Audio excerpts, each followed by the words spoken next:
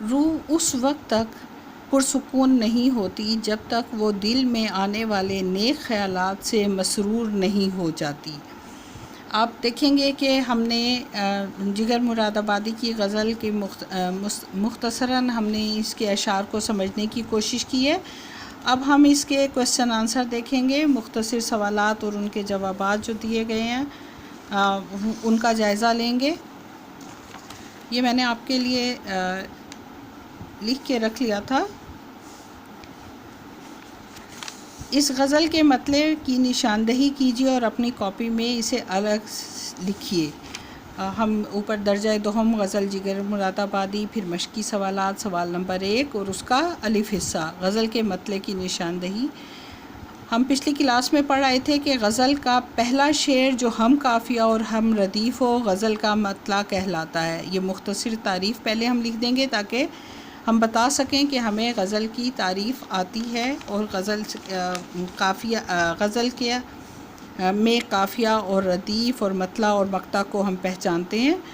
جگر کی غزل کا مطلع پہلے شعر کو کہتے ہیں، آدمی آدمی سے ملتا ہے، دل مگر کم کسی سے ملتا ہے۔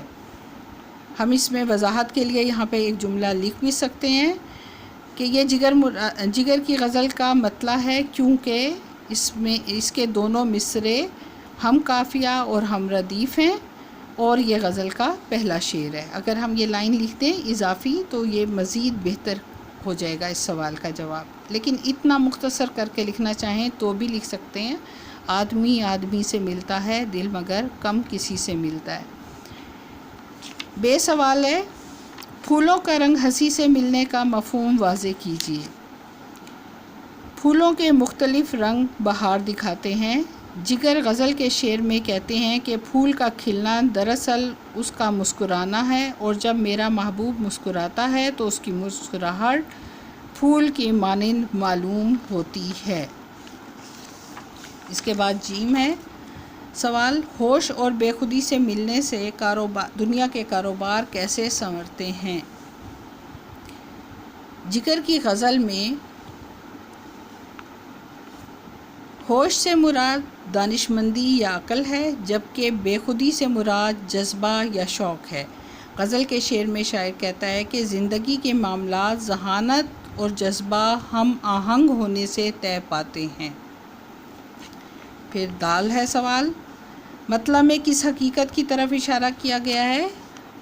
جگر غزل کے مطلب میں اس حقیقت کا ذکر کرتے ہیں کہ انسان سماجی زندگی گزارتا ہے، معاشرے میں بہت سے لوگوں سے تعلقات اور حسن سلوک کا مظاہرہ کیا جاتا ہے، لیکن یہ سماجی ضرورت ہے۔ در حقیقت انسان بہت کم لوگوں سے محبت کا رشتہ قائم کرتا ہے۔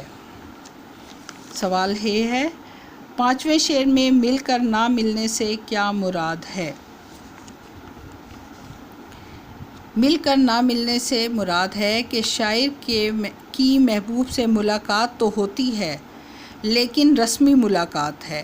جذباتی وابستگی کے لیے شاعر کا دل بے چین ہے، شدت سے محبوب کی توجہ کا طالب ہے، لیکن محبوب شاعر کے جذبات سے ناواقف ہے۔ اس غزل کے مطالعے میں ایک جو بہت اہم بات ہے جو ہمیں تمام اشعار کی تشریح میں خاص طور پر بیان کرنی ہے وہ ہے سہل ممتنع۔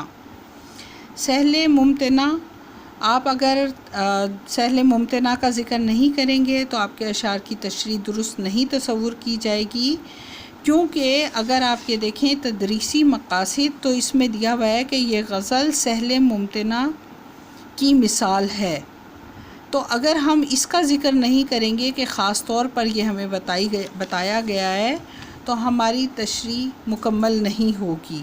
اس کا مطلب کیا ہوتا ہے کہ یہ چھوٹی بحر کی غزل ہے جس میں بڑا پیغام ہو، اس سے آسان ممکن نہ ہو۔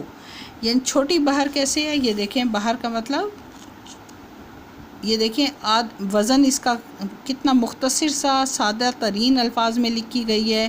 آدمی آدمی سے ملتا ہے، دل مگر کم کسی سے ملتا ہے۔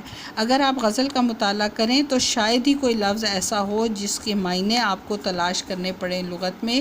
انتہائی آسان الفاظ میں مختصر بحر میں یہ غزل لکھی گئی ہے، اس لیے ہم اس کو سہل ممتنع کی مثال کہتے ہیں۔ اس کے بعد اس میں جو مشقی سوالات دیے گئے ہیں، اس میں سوال نمبر 2 کا میں خاص طور پر ذکر کروں گی۔ سوال نمبر 2 جس میں آپ کو کلاس میں کرواتی بھی رہی ہوں، ہم 9th میں یہ کام کرتے بھی رہے ہیں کہ ہم جملے میں استعمال کر کے تذکیر اور تانیث واضح کر سکتے ہیں۔ تذکیر یعنی کوئی لفظ مذکر ہے یا تانیث یا کوئی لفظ مؤنث ہے، اس چیز کا ہم جملے میں استعمال کر کے وضاحت کرتے ہیں۔ اگر جملے میں استعمال نہیں کیا جائے گا یا تذکیر اور تانیث واضح نہیں ہوگی تو نمبر کوئی بھی نہیں ملیں گے۔ آدمی، آدمی آیا، دل